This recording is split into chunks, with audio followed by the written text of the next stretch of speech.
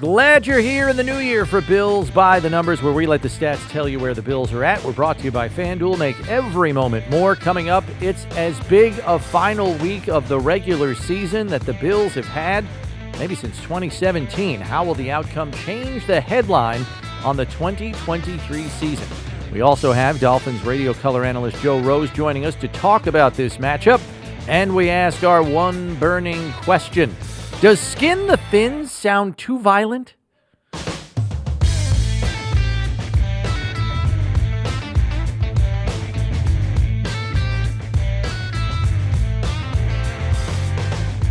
Bills Wall of Famer Steve Tasser, Bills insider Chris Brown here with you. Welcome to another edition of Bills by the Numbers, and it's a big week for the Bills here in Week 18. The exact scenario we were all hoping for about 5 weeks ago when the Bills were 6-6 has come to fruition in the final week of the regular season. Miami lost 2 of their last 4 leading up to Week 18, and Buffalo won 4 straight to close the gap in the AFC East. Now the final game of the regular season for 2023 on Sunday Night Football, Bills at Dolphins. Dun, dun, dun, dun, dun, dun. Thank you for that sound effect. It's not in the budget to have real ones. Right. First, Steve, your thoughts on this game at face value, knowing these two teams are far different from the ones that played one another in Week 4.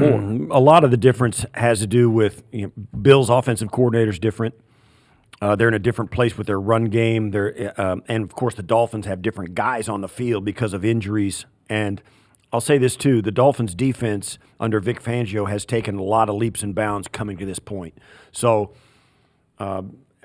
this game is going to be a little different than it was early in the season. Bills are a little a little healthier than they have been at times, but they're not going to be as healthy as they were at that game in Week 4. No. They had all their guns blazing coming into that game defensively. So it's different. It is going to be 2 different teams that have happened to it that have evolved from what they were in Week 4.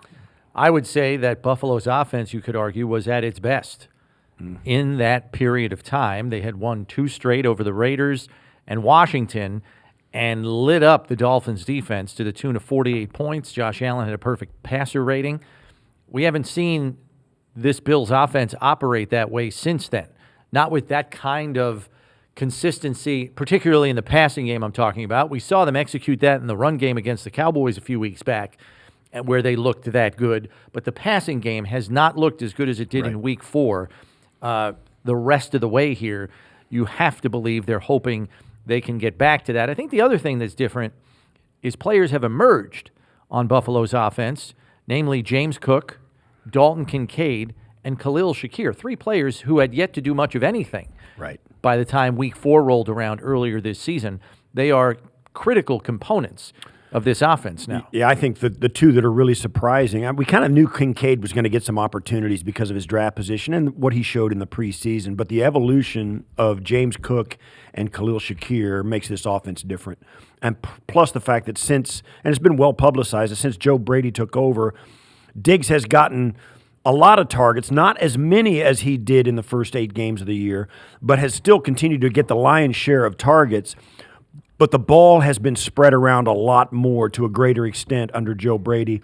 That makes this offense look different. Plus, they've got a game under their belts where 2 games under their belt where they won both games. One of them, they had 7 completed passes, and the other one, they only threw 21 times anyway.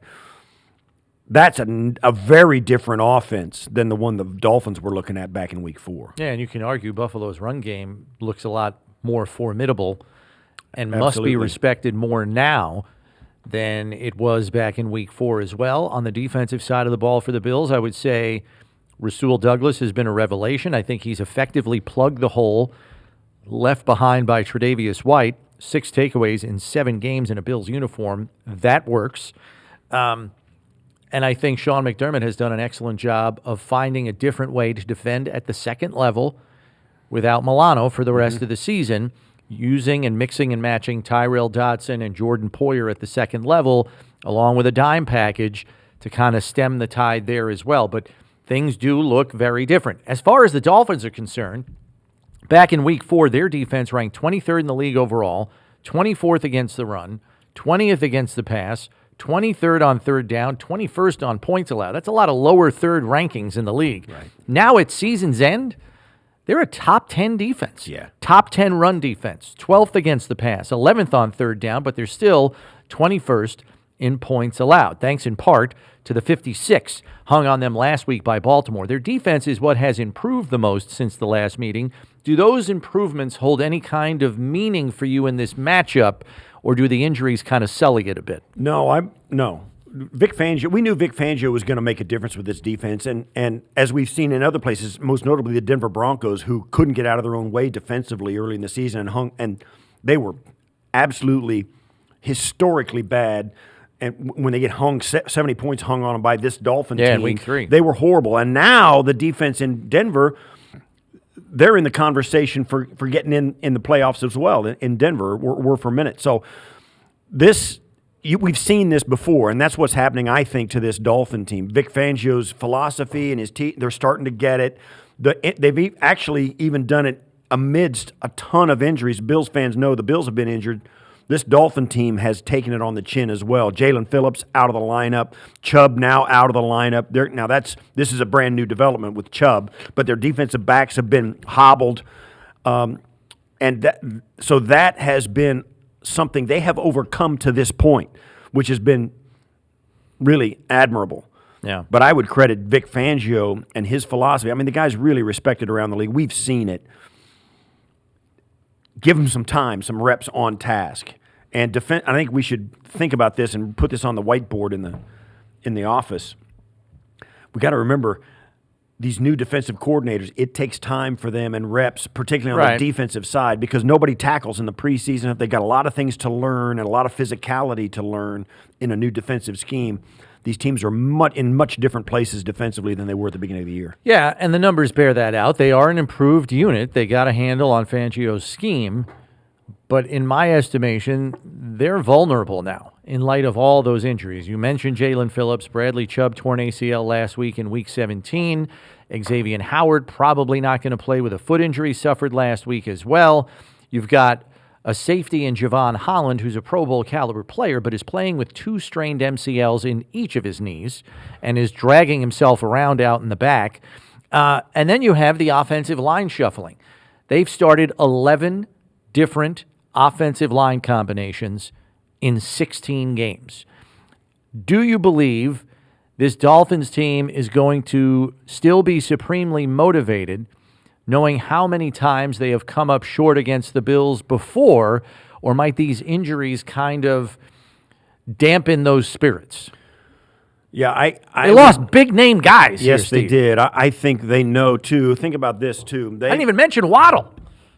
If, for instance, if the scenarios are multiple for the Bills to get into the playoffs and make it, and there's even an opportunity or a chance that the Bills will play the Dolphins in consecutive weeks. So the Dolphins may get the Bills back the next week if the Bills somehow get in, even if they lose and that kind of thing with Jacksonville and Pittsburgh games. All that stuff is on the table.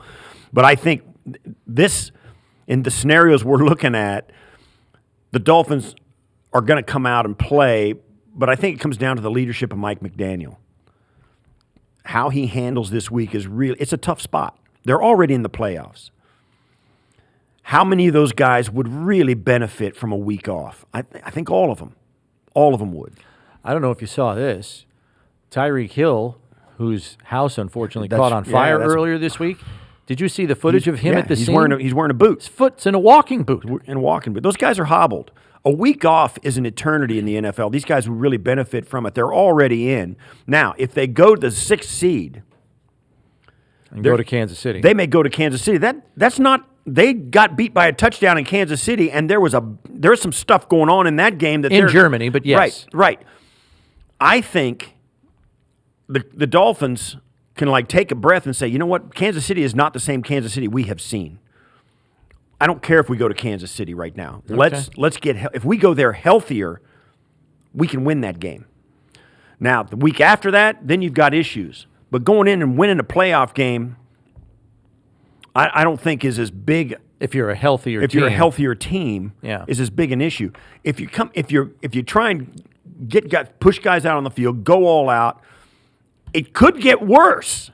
Right, but Mike McDaniel has said all along, job number one is winning this division. Yeah. They have to win on Sunday night against they're the Bills to accomplish that. How many bullets do you load in the chamber, even if some of those bullets could be faulty or fail on you, and then suddenly be unavailable the next week in the playoffs? You're injured and on the road. Yeah. See, and everybody is, but the Dolphins, markedly so, are much better at home than they have been on the road. Most teams are, but the Dolphins is a little exaggerated. You need to win this game. It's a if you're weighty Miami. decision. It is. It's really tough. It's really tough. I don't know how you do it. The guy, I guess you can just say it. You can cut it and make it as simple as you want. Guys that are healthy enough to play are going to play. We're going to try and win. We're going to go.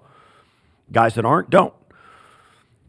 But there's always an enormous gray area in there. This guy, Tua's got a bad shoulder. Tyreek's got a bad ankle. Jalen Waddle's struggling to get back, trying to get back.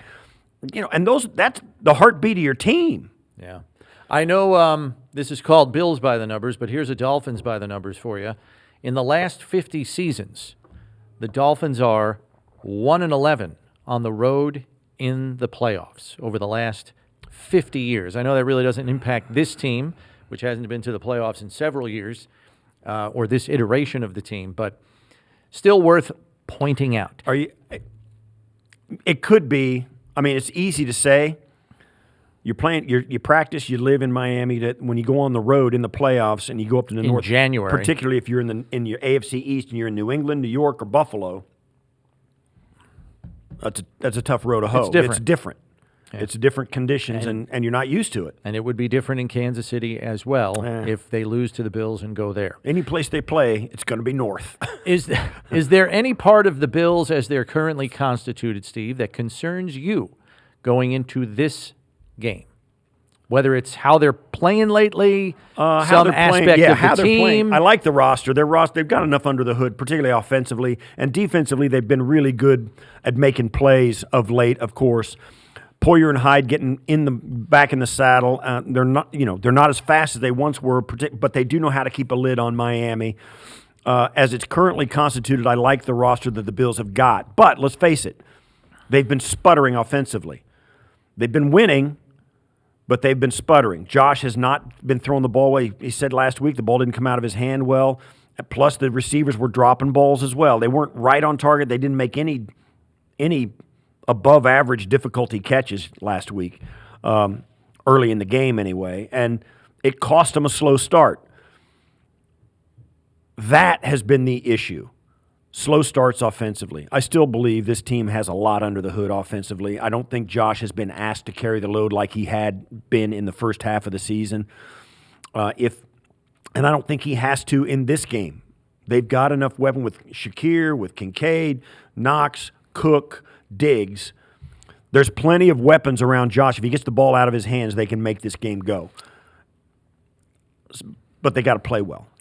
Yes. Execution is correctable. The question is, do they correct it this week and play up to their full potential? We have not seen them play their best probably since the Dallas game.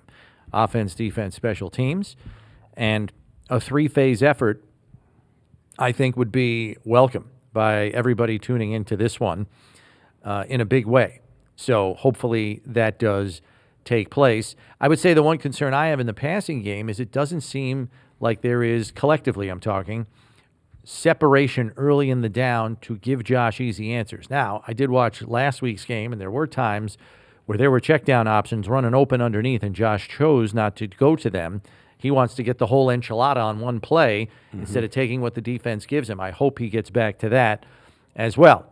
The one thing we've said all along that allows Buffalo's opponents to hang around with them and sometimes beat them, turnovers. In their last 21 primetime games, dating back to 2018, the Bills are a -12 in the turnover margin, which ranks 31st in the league over that span. Shockingly, they are 14-7. One-loss record over that span. But on Sunday night, they're going against the number one scoring team in football. What's the level of concern there? Yeah, it's concerning. Those guys can play, and they can light it up fast. You can't turn the ball over against that team. They'll stick it in the end zone. That's right. And that's nothing new. And they didn't in week 4. That's nothing new. Yeah, Josh had 4 touchdowns, 0 interceptions in that game, and it showed. I don't know whether it's a good thing or a bad thing. Sometimes it can be either one. When you go back and look at a previous matchup with the team you're playing, particularly in the division like you get every year, sometimes if you look terrible, it's a good thing for you at the moment because it's like, oh, gosh, we're going to play so much better. Let's go. We can play better than that. But if you play great like the Bills did against Miami, it can also be good because it's like, listen, you remember what you did? You just took what was there, and you guys made plays. You're talking about the quarterback's mindset and even the entire offense's mindset. So there's a lot of you can think on both of them, but also the opposite can be true as well. If you look bad, you're thinking, man, oh man, what am I, And if you look great, you take your foot off the gas thinking, and your preparation suffers because of it. To get a bit more on where the Dolphins are at this week, we check in with Miami Dolphins radio color analyst Joe Rose.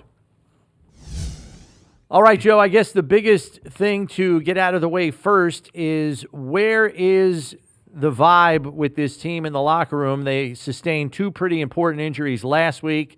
We know they're not going to have Chubb. It doesn't look good for Xavier and Howard. Those are two pretty important players on the defensive side of the ball, especially in light of the losses they've incurred already.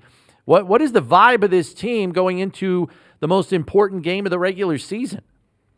Well, for weeks, guys, and it's great to be with both you guys. And Steve, through the years, man, thank you for everything. You're always great about coming on with us down here. Usually, and when they have really good teams. So, here we go again, fellas. But right. I think the vibe is they know how important this game is. I heard Tua talking yesterday, like, listen, man, home field to win 11 games. And we let that Tennessee game slip away that could come back to haunt this team. Baltimore is just on fire right now. And I don't know if we played our best, we're going to have a chance to win that game, but they win by 37. And if you're a true 2 seed, you don't want to lose by 37, whether you're at home or on the road. So, but, and then on top of that, you brought up a great point. When Chubb went down, boy, there were a lot of guys that took that almost as hard as the game because he's been so good. Bradley Chubb has been really, really good with pressures and sacks. Probably should have 15, 16 sacks, and he's gone over the top of quarterbacks, and they've ducked under him in the recent weeks. And then the other one, I tell you what, man, Xavier Howard is out for this game, and that is a huge loss because we saw last week the drop-off with the guys behind him, Eli Apple, and Kader Kohu, who just had a rough game early in the season with Stephon Diggs one-on-one. So I think those guys are aware of all this stuff we're talking about, but they feel pretty good about being back home where we have been really good. And I think they've looked at the Bills and said, hey, the Bills are finding ways to win 4. I should have won 5 straight. That Eagles game, I thought you guys probably been saying the same thing, totally outplayed the Eagles to deserve to win that game. But you're finding ways to win, but at times it still looks a little shaky. So I think the Dolphins still feel pretty good, but coming off a week like last week, it'll be interesting. And the battle-tested Bills, man, they've been in so many of these games.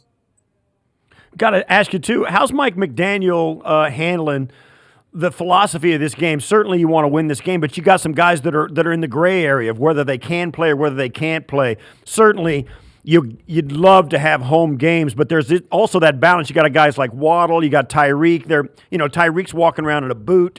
Right. Waddle is trying to get back. But there's also the thought that even if you get the 6th seed, going to Kansas City against this Chiefs team is a little different than it has been in years past. But, what's the philosophy of weighing pushing guys to play or getting them a week off and getting them healthier so you have a better chance in the following week? Steve, you sound like an old school. I think I heard like some of my guys I play with. I heard a little old school, like anybody that can play needs to play. Right. And not worry about that game and try to get home field. They know how important home field is. You guys do too, and how good you guys have been on your home field. But it is unknown. Now, Mostert will play. Rob Hunt is our best, one of our best offensive linemen. I think he's going to be back, and I'm playing doctor right now on you. I don't know about Waddle. Right. He was pretty banged up, and he is so important. You talk about another one of those. You can lose pieces on your team, but they can't be the best player pieces, especially when you don't have people to replace them. And the drop off is what we're talking about here. But boy, there are a lot of guys saying, hey, Waddle's going to play. He's going to come back. And I think Mike is taking this approach. You guys just watch practice, get as much treatment as possible. We'll make a decision on Saturday with you guys. But he has been real player friendly on this. Hey, let's go next week. And a week healthier. But hey, we've run out of weeks, guys. Right. I mean, we've run out of weeks. And like you said, if we lose this one, that's not going to be easy no matter what Kansas City team that you guys know that. They're good in cold weather, warm weather, and, they can always step it up and not talk about team knows how to play in big games. So I just think there's a real strong belief on this team. We got to get it done against the Bills at home. The last one I've got for you, Joe, concerns the Vic Fangio defense. Earlier in the season, they were still trying to get their legs underneath them, get a feel for this scheme. Now you're here at the end of the season, and I think they don't get enough credit. They're a top 10 defense now.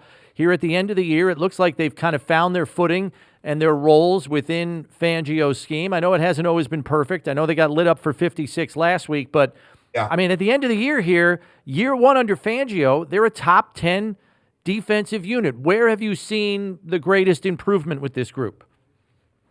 Stability, pretty sound. Don't make mistakes. By the way, you make mistakes and you can't think on your feet and make adjustments. Vic Fangio will not play. He'll go old school on you in a heartbeat, and you can go sit in a corner and watch practice because he's got to have guys he trusts, mixes up zone with man, gives you a lot of different looks. They don't blitz a lot. Now, that could change with two of your best pass rushers now, Phillips and Bradley Chubb out. That could change some. But they've got a lot of good players out there. He has still, believe it or not, we're number 4 last week before this game. They just gave up all the yards and points, now at 10. But he's real a stickler on, if you're supposed to be in a certain gap, play the gap. If you're supposed to do this, I gotta mentally trust you that whatever we talk about, you're going to do. And if not, he won't play. Hey, listen, he's had second round pick Cam Smith can't get on the field. And he'll play a rookie free agent out of Stanford in the same position. He doesn't care. He came in there. He said, I didn't draft any of these guys. It's my defense. We're going to do it my way. He's got a pretty good track record everywhere he's been of having success. And I guess this week we're all wondering about that Stephon Diggs, because he took some heat for Stephon Diggs when he talked. And after the Bills game, you guys win by 4 touchdowns, and Stephon Diggs has got Cater Kohu on him, and he had a field day.